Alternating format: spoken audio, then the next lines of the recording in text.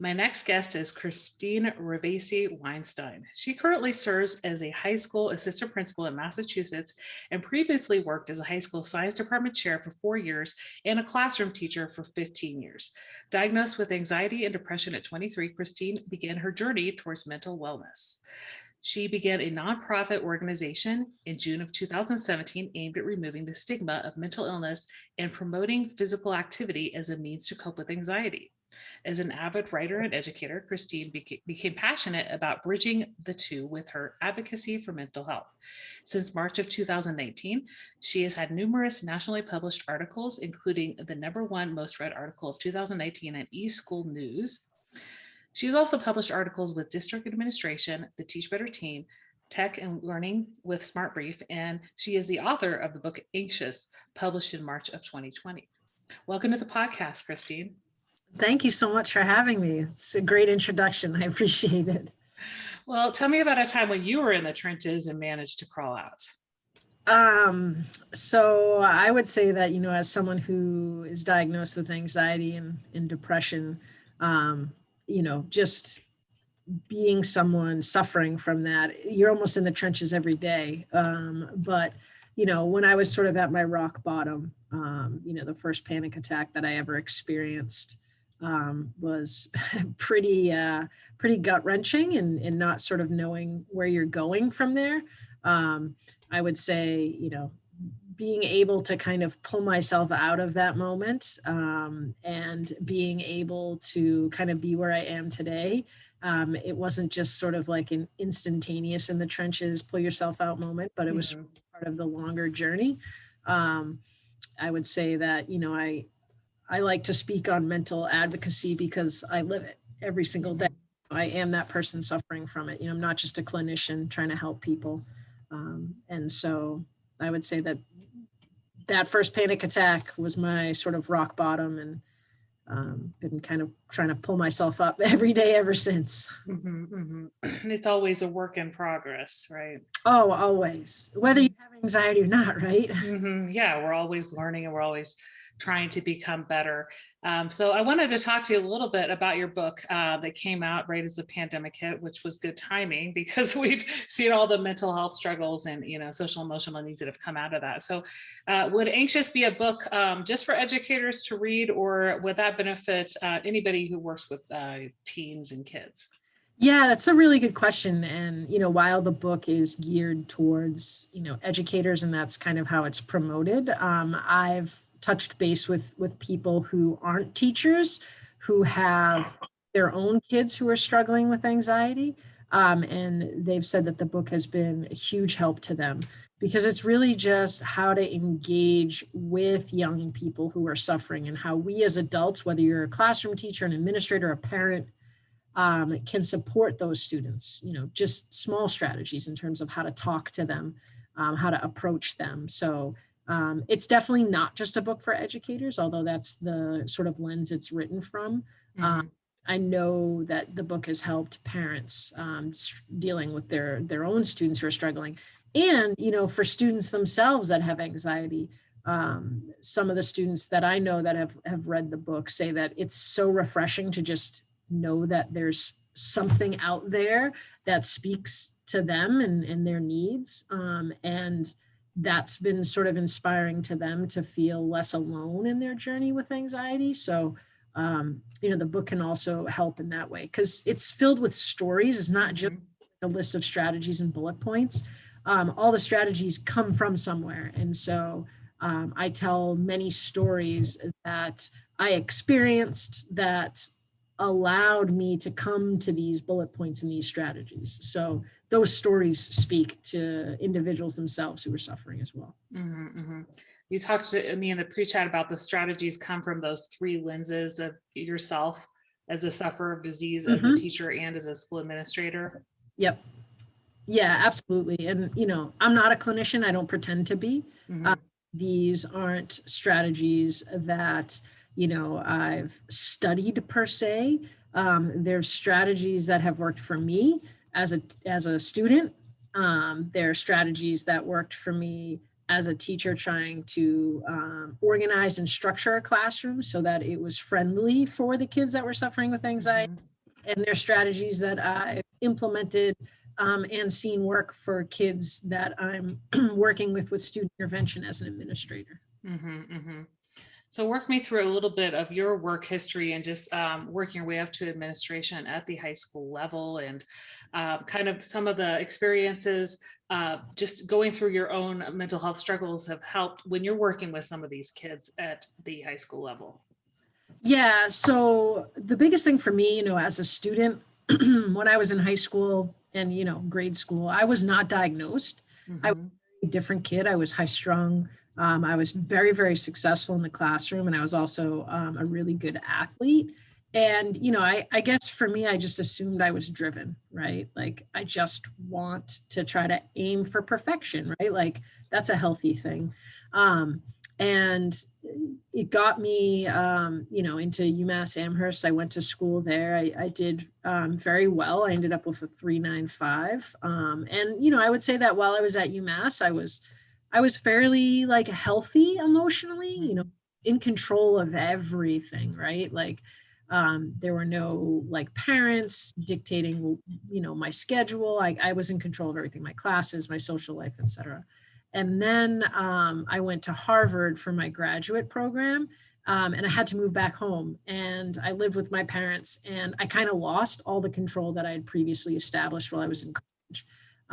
And so that was when I hit rock bottom. And it's also where I started to realize that I needed to forcibly implement certain strategies to help me be successful.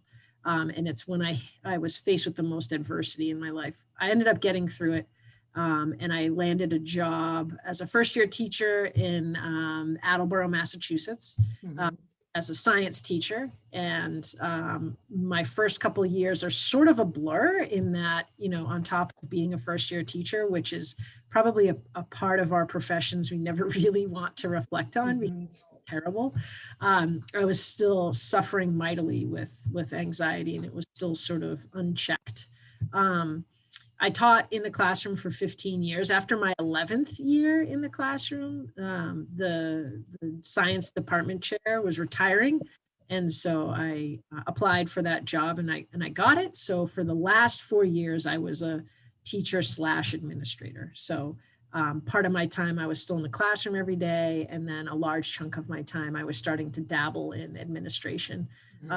I really enjoyed that because I felt by then I was very healthy emotionally. I had kind of reached my peak as a teacher, and that's not to say you can't always improve, but as you get further along, your improvements are smaller and your gains are smaller. So your motivation sort of starts to tail off a little bit because you're not seeing as great a gain.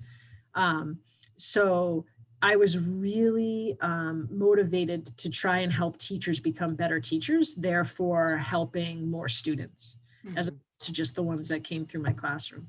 So I decided to try administration full time.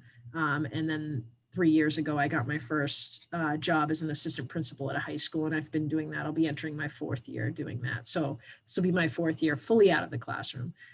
So in terms of, the lens that I have and the strategies that I've employed, I know that as a student with anxiety, routine and structure is paramount, because routine and structure, it's one less thing I have to worry about. And it's something that I can always rely on and expect. And anxiety is about control, right? So anything I don't have control over is going to cause me anxiety. If I can trust my teacher to implement structure and routine in the classroom, then I'm not going to have anxiety where that's concerned. So needing that as a student, that's how I ran my classroom. So as a teacher, I was very routinized. I was very structured. My kids knew exactly what to expect all the time. There were no secrets in my classroom. I didn't just have like a daily agenda. I had weekly agendas. I had whole unit plans that I would publish to the kids so they knew exactly when the test was going to be. No kid ever walked into my class and I was like, we have a test tomorrow. Like, it just never happened. Because it's just not healthy for students with anxiety. And now as an administrator, what I try to implement the most is my listening skills, to be honest with you. I ask lots of questions of my students and my families, and I really listen to what they have to tell me instead of making presumptions, which is always going to make a student feel worse because it's most likely inaccurate. I ask them things and I listen to what they have to tell me.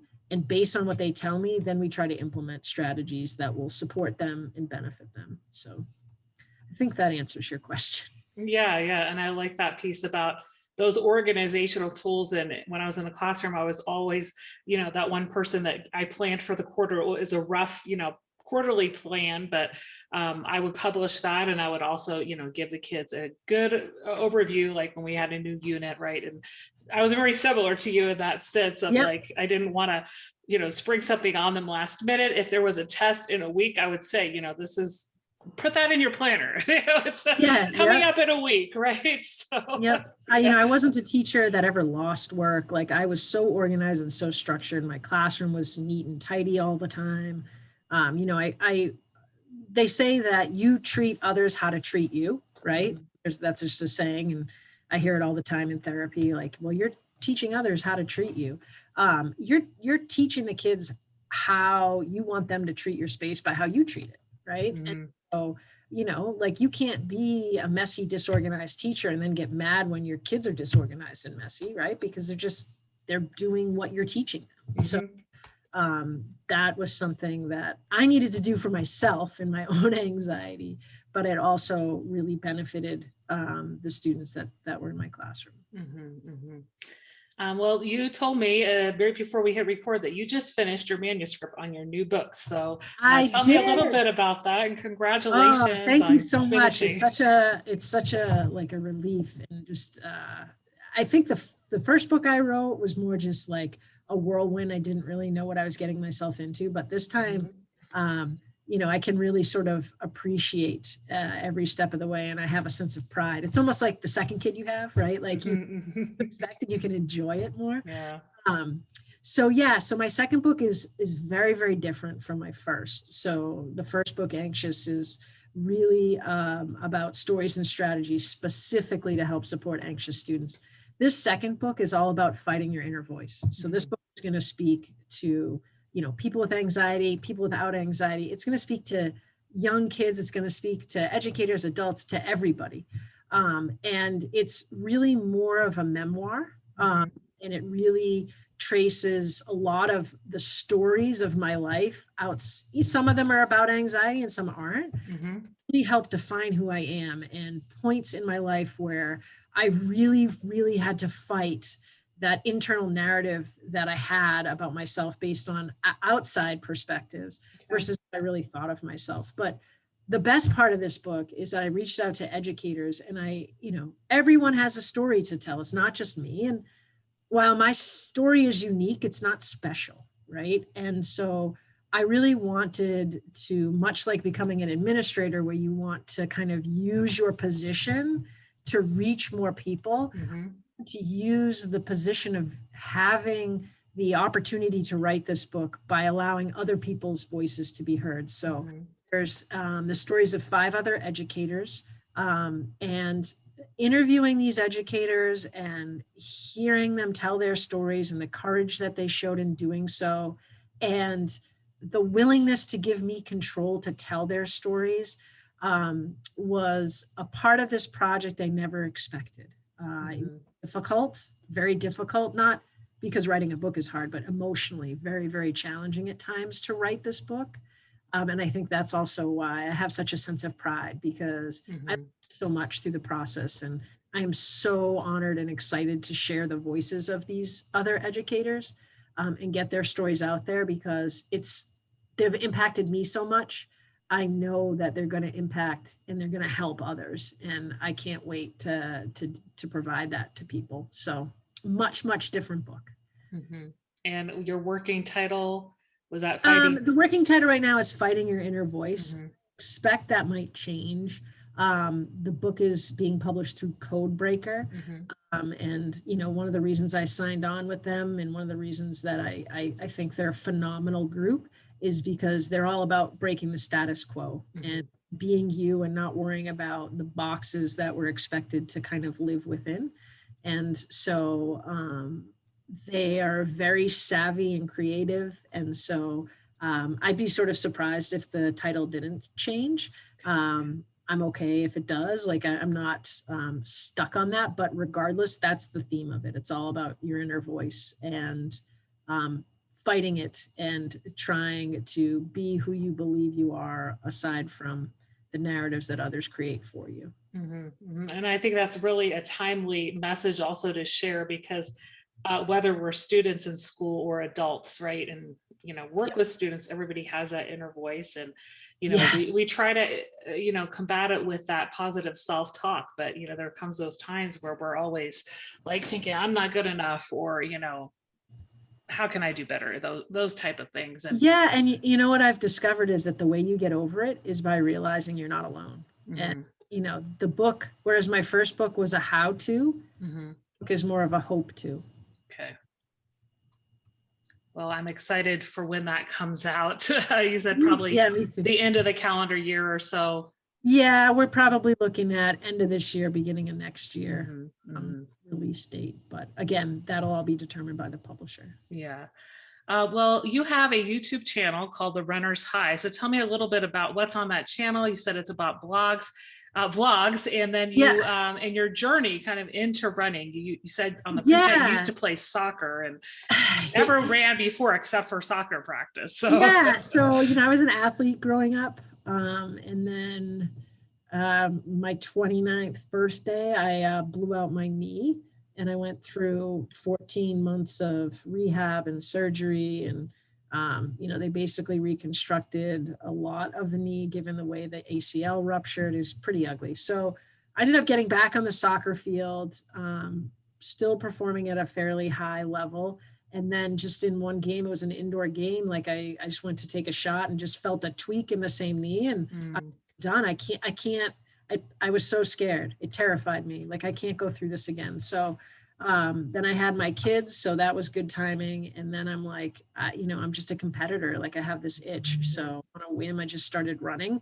And what I realized about it is it's such a metaphor for life. The amount of improvement that you can see as you do it was really, it was inspiring and really motivating. And so I kept up with it. And then a friend of mine was like, hey, what do you think about when you run? And I was like, how much I hate it. Like, no, like there's got to be other things you think about. I'm like, I'm sure there is, but like, I don't really know what I think about. So I started trying to really remember my thoughts when I ran. And I started making these like really short, sort of unscripted, raw videos of what I'd been thinking about after a run or a workout. And so that's what the runner's high is all about. It's that high that you get when you run and the that come with it. And so I started publishing the videos, and that's one of the playlists on my YouTube channel.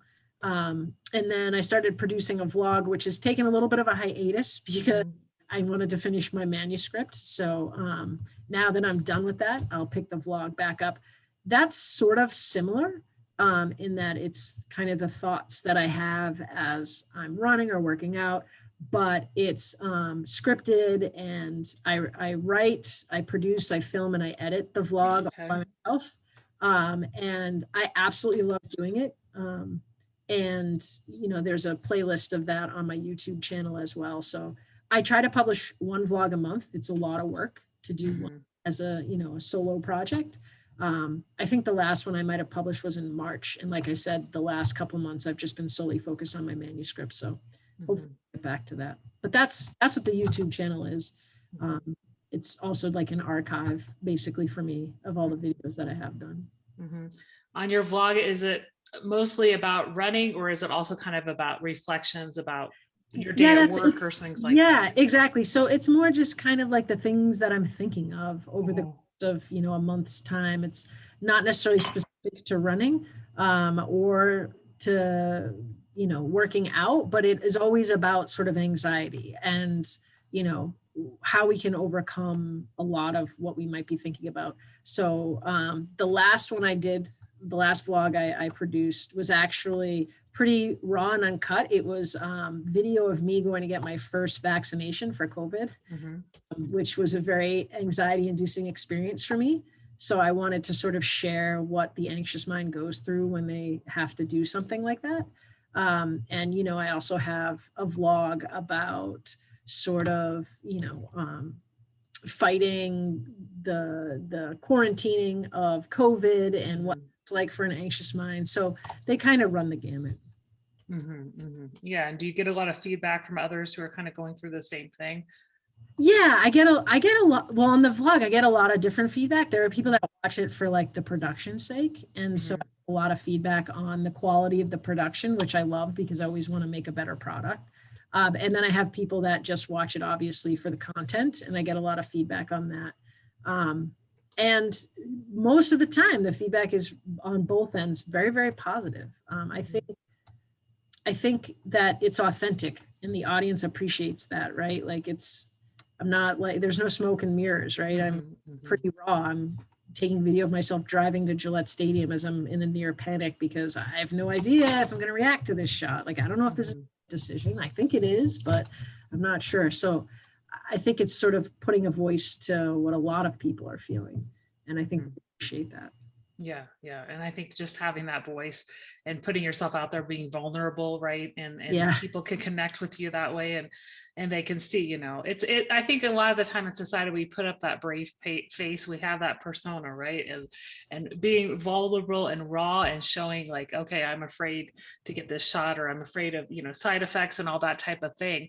It really helps for people who, might be having, the same type of thoughts. So, right. Exactly. I obviously am a big fan of educational podcasts, but I listen to some running podcasts. And one of the podcasts that I listen to, Ultra Marathon Stories, the host there talks a lot about how running can be just, especially ultra marathon running, but just a really great way to just relieve some of the mental health struggles that one's having. So has that been just a way for you to just decompress and just, start your day? I assume you're doing your runs a lot of time earlier in the day, or do you sometimes do them after? I rarely do them after work. A lot of times it's because I have my kiddos, or, it's one of the reasons is I really hate taking a second shower during the day. Yeah.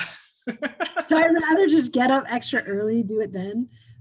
People tell me I'm crazy because if I'm going to run in the morning, I set the alarm for 3:45. Wow. I'm sound asleep by 8:30 at night, but like it works for me. So, back to your original question, when people ask me like, what's gotten me through my anxiety? It's no one thing. It's a combination of things. It's medication, it's therapy, and it's movement, and that movement is working out and running. If you take any one of those things away, it sort of all falls apart. So I, a couple weeks back, went through like a really, really bad bout of depression that just sort of came on out of nowhere. And, I was still taking my medication. I was still motivated to work out and run, and I was doing that. It's like, what's missing here? Like, why am I feeling this way? And when I finally went to my counselor, we'd realized that it had been 3 weeks since I had seen her. And typically I see her at least once a week. So like, that's a perfect example that I had 2 of the 3 things working, but I didn't have them all. And so I started to kind of fall off the rails a little bit. So the running is a huge piece for me. Like I start to get anxious if I don't run. And, the thing that I love about it is that it's a quiet way to start my day. And also, no matter what else happens during the day, I at least did that. I've accomplished something, right? And that's a great feeling. And I love a sunrise. I think there's nothing quite like it. Like, so many people love sunsets, which are beautiful, sure. But with a sunrise, it's just as beautiful as a sunset, but it also is just it's a blank canvas. It's an open opportunity. Your day can be whatever it wants. And so to have that sort of peaceful, quiet time in the morning to enjoy a sunrise I'm not a religious person, not really faithful, but like if I were spiritual, I'd say like that would be the thing, right? To just kind of be one with nature. And it's like, that gives me a high that nothing else can. And it sets me up for the day. Yeah. And, I agree with that. I can understand like an ultra marathon, the amount of pain and stuff, but the amount of reflection and the amount of time that you get to spend just with yourself and nature is probably worth all that pain. And when you're competing a long race like that, also it's that mental piece, just that more than the physical piece as well, trying to, say that you can do it, and, giving yourself that boost. But yeah, I don't usually get up that early, at 3:30 or 4:30 to go out, but I just seeing that nature, right, and starting the new Yeah. day. I totally agree. Just you have that blank canvas, no matter what happened the day before, right? And Right. It's a new beginning, right? Well, it's funny mhm. because I've also recently started golfing, and my Oh, friends joke with me that for someone that's as sort of emotionally driven and with anxiety and so cerebral, I decided to engage in the two most shoulder up sports on the planet, golf and running, right? Like all of it is so much less about physical ability and it's all about mental ability and the ability to fight oneself. They're like, really? Like you're torturing yourself. I'm like, I don't know. I can't explain it. I guess I need it. I don't know. mhm. Well, I've really enjoyed talking to you about like your book and journey through, just the roles in education. Out of everything we talked about today on the podcast, what's one thing in particular you'd like listeners to remember? I always say it to people, no matter what, you've got to get out there and you have to take risks because you got to stop thinking about what if it goes wrong and you got to start thinking about what if it turns out right. And, that's what I always leave people with. And that's what I'll leave people with today. It's a quick, easy flip of perspective, but it can pay huge dividends in the end. And so that's what I want people to remember. I wear it on my wrist every day to remind me, that's the way I got to think about things. What if it turns out right? And if you reflect on your life, and you think about all the like risks you took and the challenges you faced, most of them probably turned out right. So I think we just got to remind ourselves of that. It's taking that first step, right? Yeah. I don't know if you've ever seen the movie. I think it's Brittany Runs a Marathon. Yeah, I did. That poignant scene where she's like panicky as she just tries to step out the front door for the first time, put her shoes on. I love that scene because it's such an analogy for everything in life. The hardest part is just taking the first step. Yeah. And as you've seen, everything else turns out right, Well, where can people follow you and find your YouTube channel, and what social media are you on? Yeah, so I am on Facebook and on Twitter. I'm at Ravesi-Weinstein. And really, they can just go to my website for it's really just sort of one-stop shopping. They can get to my YouTube channel from there as well. And my website is just Ravesi-Weinstein.com. So it's pretty straightforward. I'm pretty out there. So Great. Well, it's been a pleasure having you on the Out of the Trenches podcast today. Have a great rest of your day. yeah, you as well. Thank you so much.